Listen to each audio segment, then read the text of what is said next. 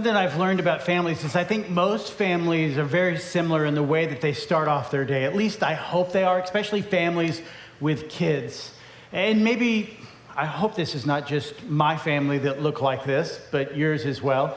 It seemed like every morning when the kids were getting up and getting ready for school, everything was great until all of a sudden you started hearing, I can't find my shoes. I can't find my backpack. Where's my lunch? I can't find my homework. And just over and over to where I was like, I can't find my phone. I can't find my car keys. Hurry up. We got to go. We got to get in the car. We got to get where we're going. And then that phrase that nobody wants to hear. We're going to be late. We're going to be late. And so what happens? Everyone in the family just frantically starts moving as fast as they can to try to get into the car so they can get to where they're going. And it's like, I just want to get them to school as fast as I can because then I can just relax the rest of the day. And then, the end of the day comes and it's 5 o'clock and I get off work and then the rat race starts again. I've got to take them to practice. I got to go here. We're going to take them to piano lessons, whatever it is. And they're all really good things. Things that we find meaningful and purposeful. Things that help our life to be better. But man, the rhythms that you and I create in life at times can be just completely and totally overwhelming. I remember a moment, Caleb was 3 weeks old, and we were getting ready to experience our first Easter together as a family. And that morning, we're just new parents, first child. We're excited, we're giddy, everything's great. I get ready for church. I'm looking forward to it. Tracy's like, okay, I got to finish getting ready. Do me a favor. I need you to finish bathing Caleb and getting dressed. I'm like, no problem, I can do this. I hadn't bathed him maybe once up to this point. And so I began to bathe Caleb. And in that process, he does what I wasn't expecting. He peed all over me. And then I yelled to Tracy, we're going to be late. It all started there. It's all Caleb's fault. And our rhythm's been like that ever since. No, I'm just kidding. But think about it. Your life is a lot like mine. We're doing a lot of good things. A lot of things that we find value in. A lot of things that help our family be better. Help our kids be better. And even as followers of Jesus, I think so often we do it out of the right intentions, with the right heart. I'm doing this because I love my family. I care deeply for my family. I'm doing things that I think will help us to grow together better, help us hopefully grow in our faith as followers of Jesus. But here's what happens so often, and it's a dangerous place for so many of us to be. So many of us can welcome Jesus and still miss Jesus.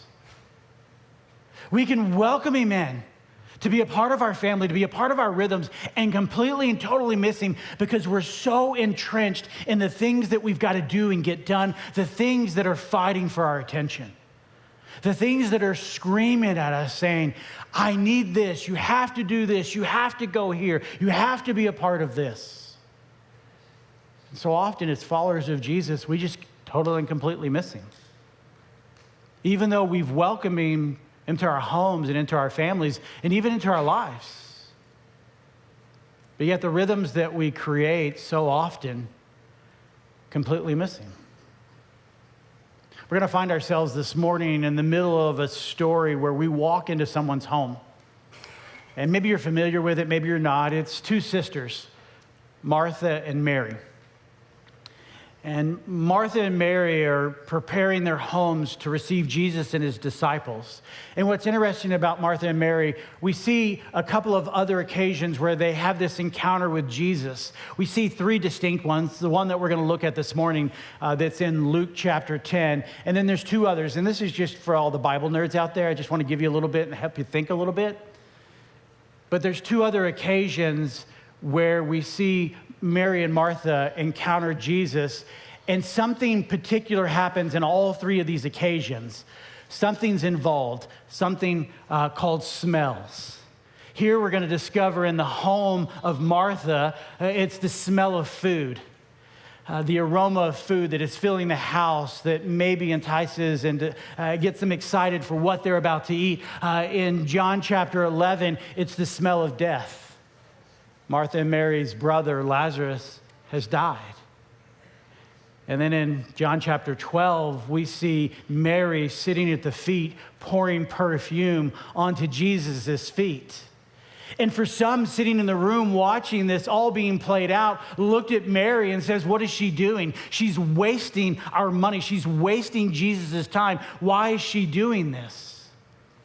Because I think a question really has to be answered for all of us. A question that I hope that we can wrestle with, and hopefully by the end of our time together, you can answer that question. If not answer it, take it home and begin to discuss it with your family. A question that as I look at this text and I think about the encounter between Martha and Mary and Jesus it's simple. A simple question. How often are we going through life, doing life, and not sitting at the feet of Jesus and completely missing Jesus? How often? How often am I doing life and walking through and doing all the things that I have to do, and I miss just sitting at the feet of Jesus, and I miss him altogether? So if you have your Bibles, I would encourage you, Luke chapter 10, we're going to pick up in verse 38. And I love this dialogue that's happening between Martha and Jesus, and maybe you've done this same thing with Jesus yourself. But it starts off there in verse 38. It says, as Jesus' disciples were on their way, he came to a village where a woman named Martha opened her home to him. She had a sister called Mary who sat at the Lord's feet listening to what he said. Okay, imagine for a moment, this is what's happening. And I don't know what Martha and Mary were doing prior to Jesus arriving and the disciples arriving to their home. I have to make some conclusions of what I think is possibly happening. Martha and Mary find out that Jesus and his disciples want to come to their home, and so out of excitement, they begin to prepare. Like anyone will prepare for a guest coming into their home.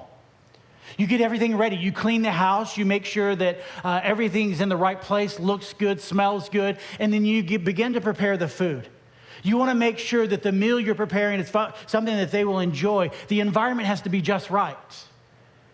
You want it to be relaxing, but yet conversational at the same time. People feel like that as they're walking into your home, they're walking into their own home. They feel welcome and wanted and loved.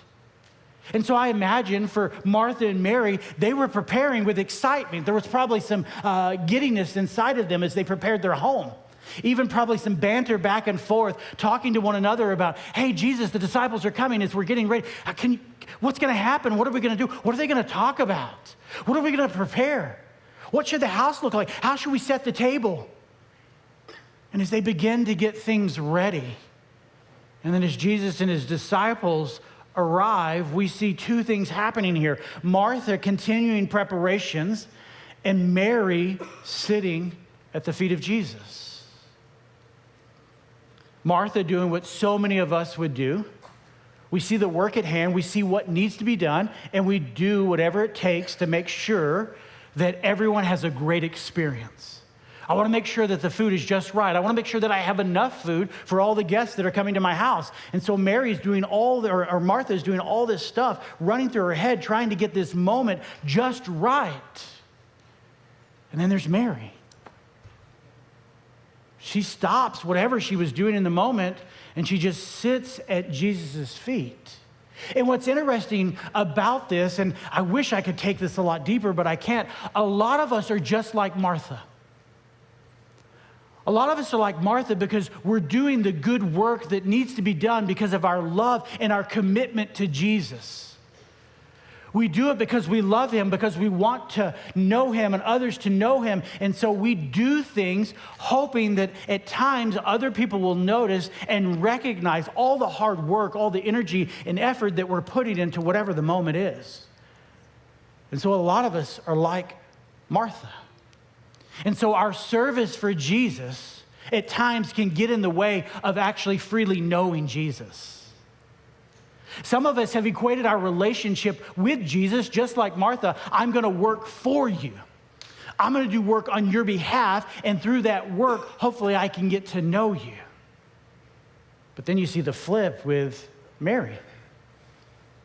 Mary stopped everything, and she just sat at the feet of Jesus. And I wonder how Martha felt in that moment. We get a glimpse of it a little bit, but how did she really feel?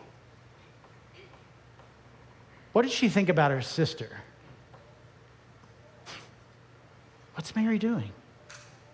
Doesn't she see that there's still so much work to be done? Doesn't she see me over here slaving over the stove? Doesn't she see that we still haven't got the table all set? Doesn't she see that there's dishes in the sink that need to be cleaned? What is Mary doing? And look, just pick up there in verse 40. It says, Martha was distracted. She was distracted by all the preparations that had to be made. Interesting word there, distracted. She was distracted by all the things that were yet to be done. How often do we get distracted? I mean, we get distracted by doing good things. I mean, don't get me wrong. What Martha was doing was a good thing. She was being a great host. I mean, you know what it's like to bring people into your home and want to prepare that moment to make it special and meaningful. I mean, that's all Martha wanted to do. She wanted to make sure that everything was just right for Jesus and his disciples. Many years ago, when Tracy and I, we started our family and both of the boys, and the only family we had here in Arizona when we moved here was her grandparents, and they lived an hour away from us. And so every year at Thanksgiving, we decided that we were going to create our own family.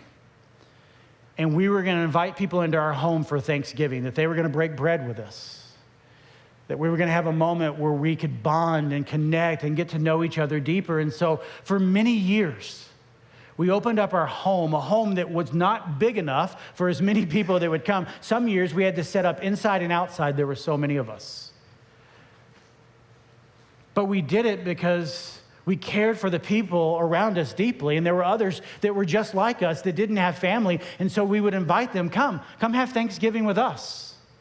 And the work that went into that, the energy and the effort that my wife would pour in, getting the tables and the chairs and all the food and having enough food to make sure. I mean, one year we had 40 people show up. And it was overwhelming in one sense and fulfilling at the same time. But you could get lost in the preparation. You could get lost in the moment that you could actually miss connecting with the people that are right in front of you. And so Martha became distracted because of the preparation that had to still be done. And here's what distraction does to us. Distraction, it leads to anxiousness. It leads to worry and doubt and fear. When we get distracted in the moment, we run to all kinds of other places, trying to satisfy us. And so she's distracted. But look at the second part of that. In that distraction, she came to him and asked. She came to Jesus and she asked, Lord, don't you care? Lord, don't you care?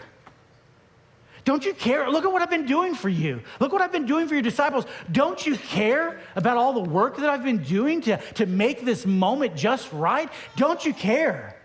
I mean, you've probably done that yourself where, don't they notice me? Don't they notice all the work that I've been putting into this moment? Don't they see all the work that's still yet to be done? Why don't they just jump in and help me finish what needs to be finished so I also can just sit at the feet of Jesus? She's like, Jesus, don't you care? Don't you notice? Don't you notice the work that I'm doing for you? And all of a sudden, pride begins to rise up. Pride within Martha. I can't be doing this on my own. I shouldn't be doing this on my own. She should help me. Lord, don't you care that my sister has left me to do all the work by myself? And then look what she says. Tell her to help me. If you cared, just, Jesus, tell her to help me. if you really care about me and care about the disciples that are here with you, then tell her to help me. I shouldn't have to do this by myself. You've experienced this as parents, right? I know I have. I know that when I ask one kid to do something, they look at me and say, well, why doesn't he have to do it? Hey, bud, I need you to take out the trash. Well, why doesn't he have to take out the trash? Hey, bud, can you do me a favor? Can you pick up your stuff in the living room? Yeah, but why doesn't he have to pick up his stuff in the living room? Or when my oldest started driving, hey, can you go get your brother? Why do I have to do it? Why don't you just ask mom to do it? I mean, we've all done that, right?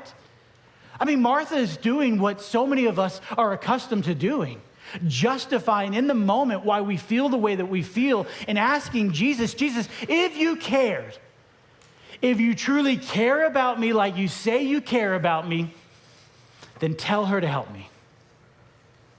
Tell her to jump in and help me.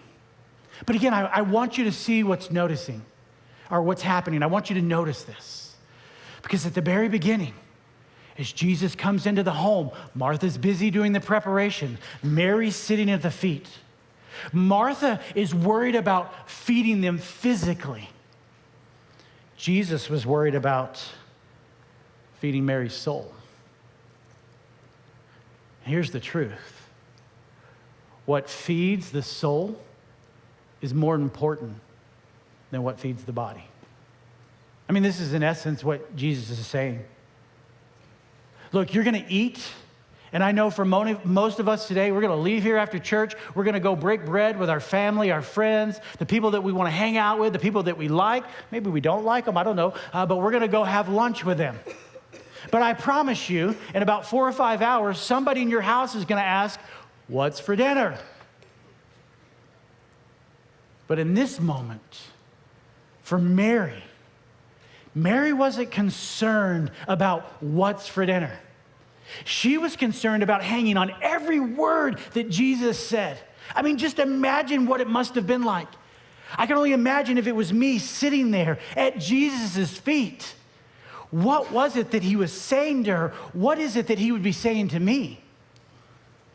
I mean, would he look at me and he'd say, hey, Cory, hey, bud, I love what you're doing, but slow down, man.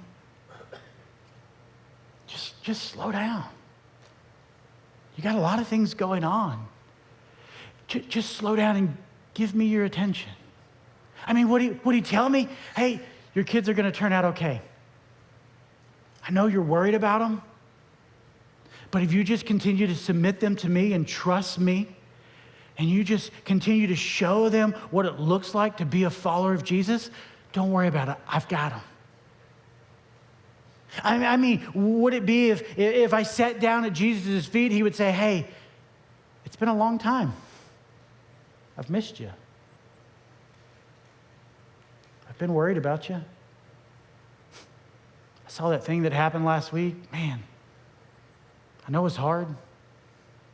But I just want you to know I was there with you. You weren't alone. I was there the entire time. I've got you. I know right now you're going through a difficult situation, but I've got you, bud. Hey, I saw that argument that you and Tracy had last week. Didn't turn out the way you expected, did it? Or maybe sitting there, wow, I saw you last week. I saw that conversation you had when you told them about me. I was really proud of that moment. Man, keep doing it. Hey, don't give up the good fight. I can only imagine, what was he saying to Mary in that moment? I just wish I was the one that was sitting at Jesus' feet and just hearing what he wanted to pour over to me. Hey, you're my son. I've got you. I know you don't know what tomorrow holds, but don't worry about it. I'll take care of it. I've got this. Just sit in this moment and enjoy it. Just enjoy me. But the rhythms of life have become so chaotic that we forget what it's like to sit at the feet of Jesus. And we become so much more like Martha, again, doing good things. What Martha was doing was not bad. And I know so many, they would teach this and talk about how bad Martha missed it. Martha wasn't being bad. She was doing good things, but Mary was doing what was great, what was needed, what was necessary. And so often our rhythms have gotten out of whack that we forget the necessary that we need to be doing, sitting at the feet of Jesus. He's saying to us the same thing that he says to Martha. Look what he says there in verse 41. After she just said, tell my sister to help me. Tell her. She's missing this Jesus. And he says, Martha, Martha. You know it's not good when they say it twice, right? I'm looking at that going, he's probably saying, Cory. Bud. Martha, Martha, the Lord answered, you're worried and upset about many things. You got many distractions. You got a lot of things fighting for your attention. You got a lot of things that you're carrying that you were never meant to carry. Martha, Martha. You're worried and you're upset about many things, but few things are needed, or indeed, only one. I mean, he's saying to Martha, Martha, I see you. I see the work that you did to prepare this moment. Thank you. Thank you for all the energy, effort, the time, the money that you spent. Thank you for making sure that this moment was right and memorable and precious for all of us. Thank you for thinking of each and every one of us individually. Thank you. But you missed it. I'm glad you did those things, Martha. But just stop and just sit at my feet. Just do what Mary's doing. Just try it for a moment. Stop equating busyness for me as a relationship with me. Just because you get busy for the Lord doesn't mean that you know the Lord. It doesn't mean that you have a relationship with him. It doesn't mean that he knows what's going on in the middle of your life and wants to be a part of it. He's saying, stop. He's saying to you, he's calling out your name. He's calling out my name. He says we're worried about the wrong things. But Mary, look there at the second part of verse 42. Mary has chosen what is better. She's chosen what is better, and it will not be taken away from her.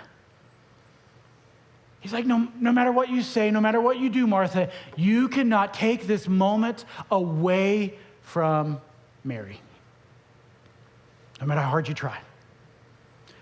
No matter what you say to try to defend yourself. How you try to justify in the moment that you're right and that she's wrong. There's nothing you're going to do that can take this away from her. So let me ask you this question. What are our rhythms that are forming us to love? What are our rhythms that are forming us to love? What are my rhythms that are forming me to love the same way that Jesus loves?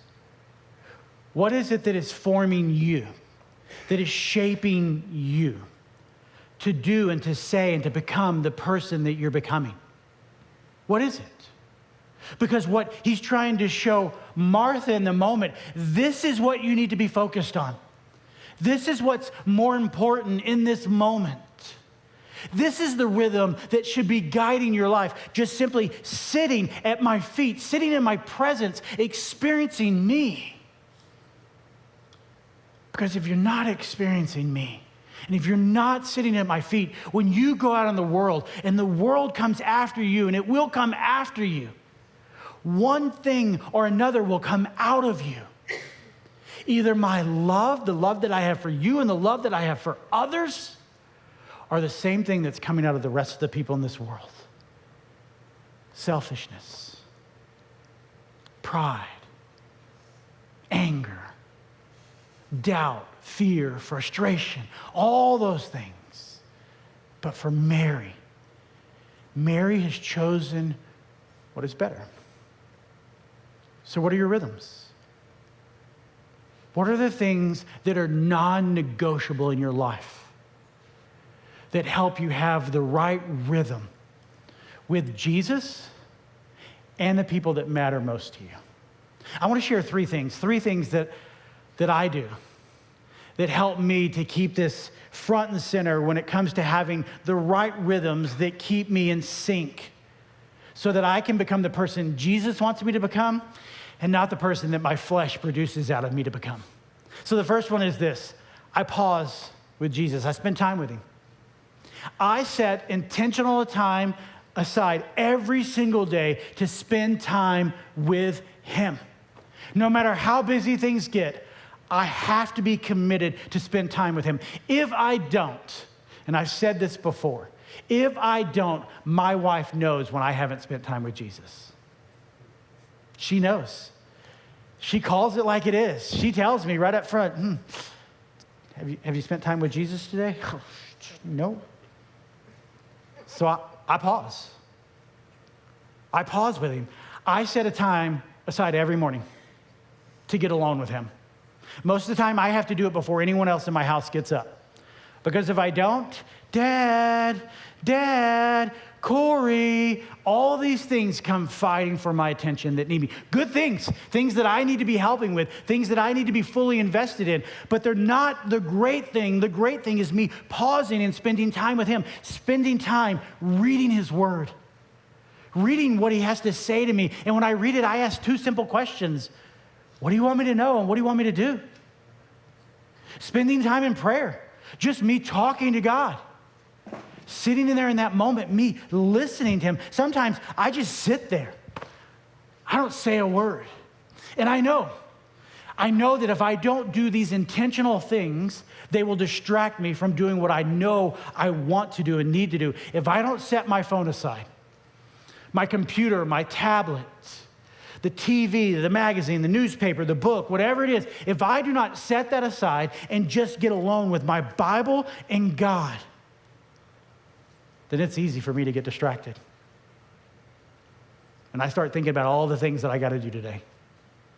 I got to take this one here. I got to go pick that up for them. They've got work today. I've got practice. I still have to do this for church. I got this. I got small group. And the list goes on. And it never ends. So I have to set time aside. I got to pause and spend time with Jesus. The second on there is protect what matters. I have to protect that time. If I don't protect that time, it's easy to give that time to something else. So I protect it when it comes to Jesus, and I protect it when it comes to my family. My family, for years, we have said one of the top priorities for us is to sit down as a family and eat together at the table. Even with all the practices and games and school activities and work and my wife teaching, it didn't matter. We said we were committed that we were going to sit down as many nights as possible and have dinner together at the table. Now that my kids are getting older, my oldest son, he's getting married in October. He moved out recently.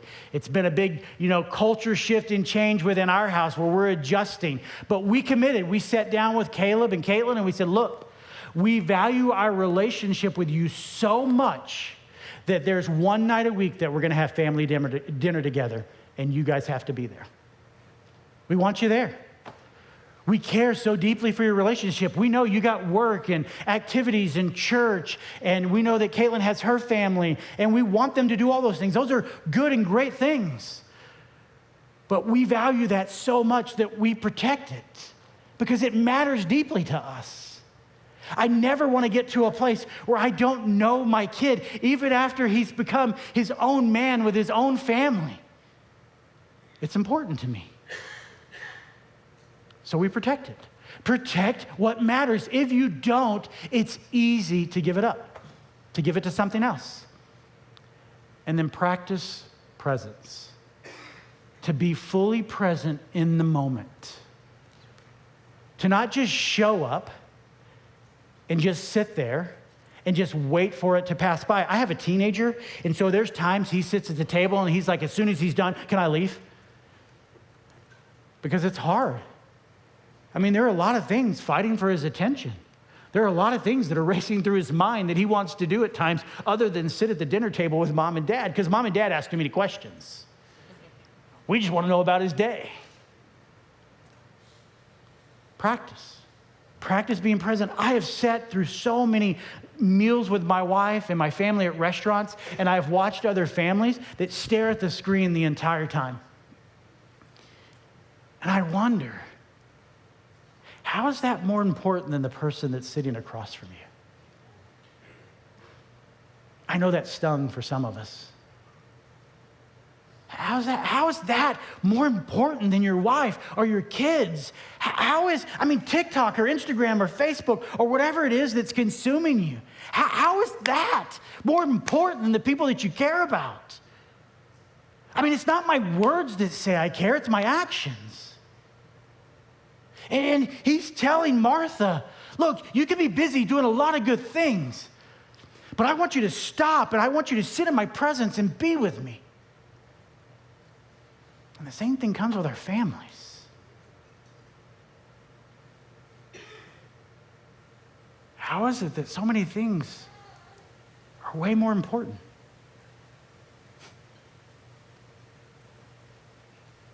Think about this. What could we release so that we can choose what matters most?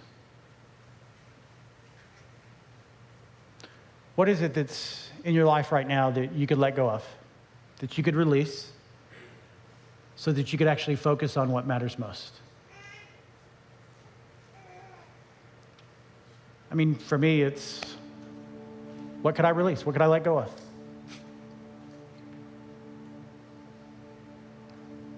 That thing that I'll never be able to get back what I let go of.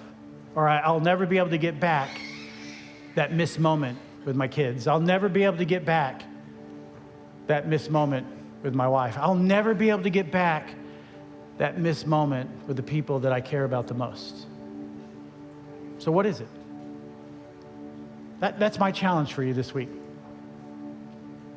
is to discover what is that one thing that you could release so that you could get back what matters most to you. And here's my challenge. If you're married, sit down with your spouse and ask each other that question. And when you ask that question, just let them be honest. No judgment. No correction. No, yeah, you could. None of that. Just have an open heart to listen. And my response, and I hope my wife's response to me is, thanks for sharing. I'll be praying for you about that. Because I hope she'd do the same for me.